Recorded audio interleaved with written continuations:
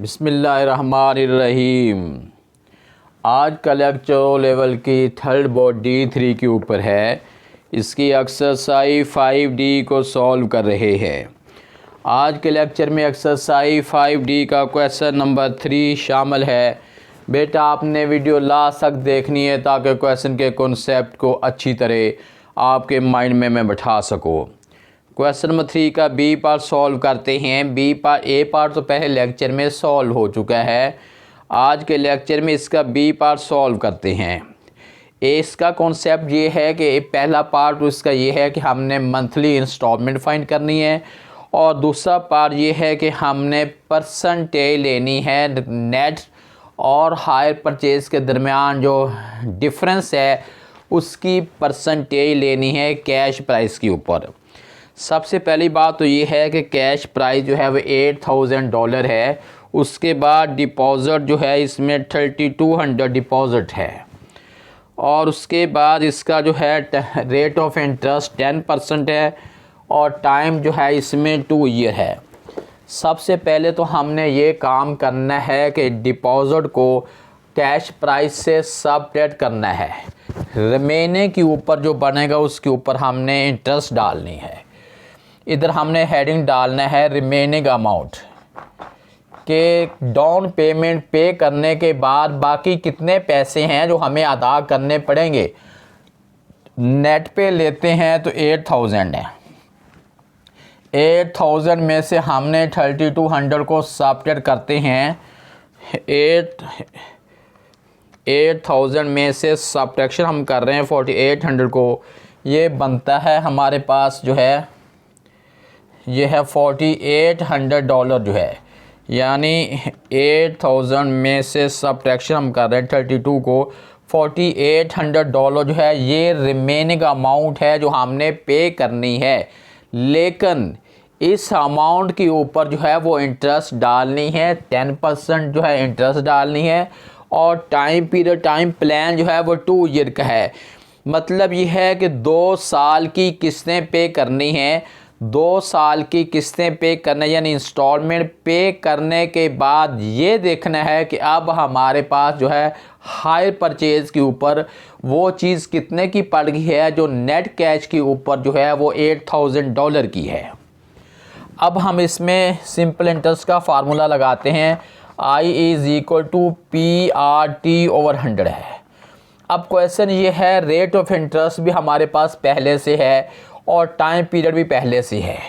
P किधर से है? P वो होता है जो रिमेनिंग अमाउंट होती है, यानी $4,800 जो है ये हमारा P है और रेट ऑफ इंटरेस्ट जो अभी हमने लिखा है वो 10 है और टाइम पीरियड में 2 ईयर का है।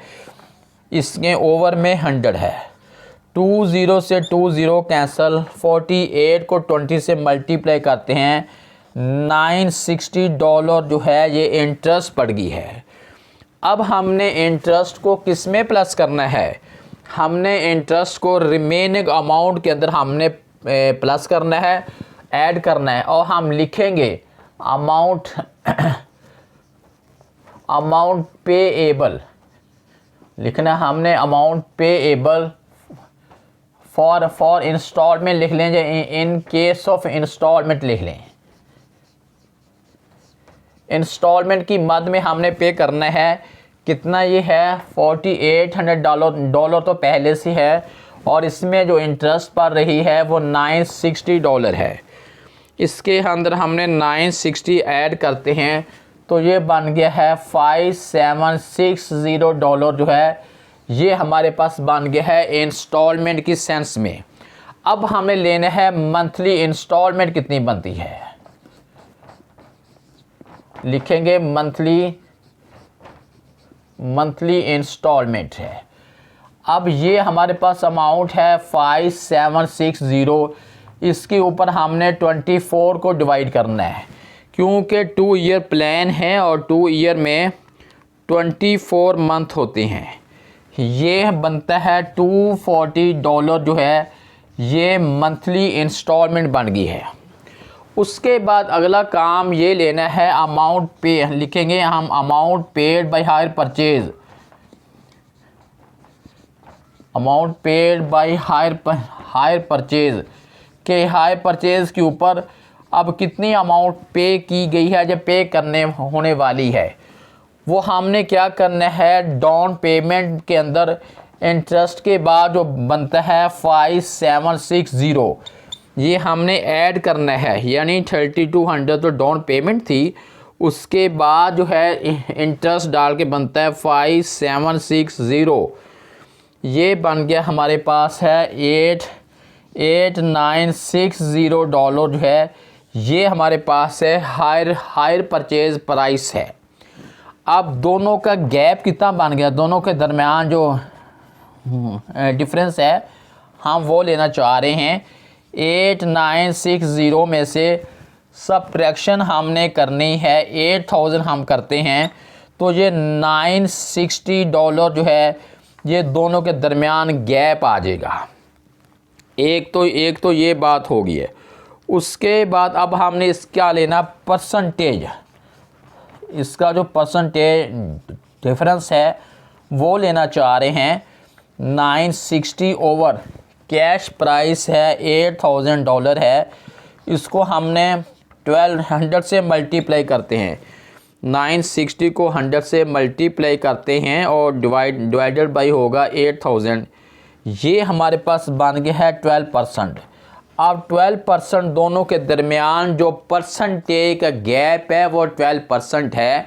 इट मीन एक चीज़ को अगर हम नेट पे लेते हैं तो वो बनती है $8000 की बनती है। अगर हम उसी चीज़ को इंस्टॉलमेंट में यानी हायर परचेज प्राइस पे लेंगे तो हमें 12% फर्दर उसमें हमें ऐड करना पड़ेगा, वो चीज़ उतनी हमें महंगी मिलेगी। क्वेश्चन नंबर 3 के बी पार्ट को भी हमने सॉल्व कर लिया है।